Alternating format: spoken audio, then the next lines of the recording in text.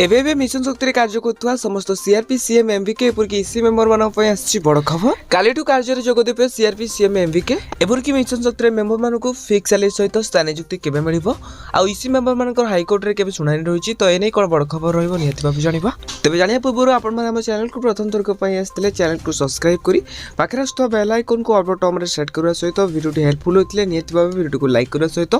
description रे Telegram channel रो link अछि तो जाय कि आपण माने जानि जानतु तो फर्स्ट ऑफ ऑल समस्त ब्लॉक लीडर मानक जीएलएफ कर्मी संघ तरफ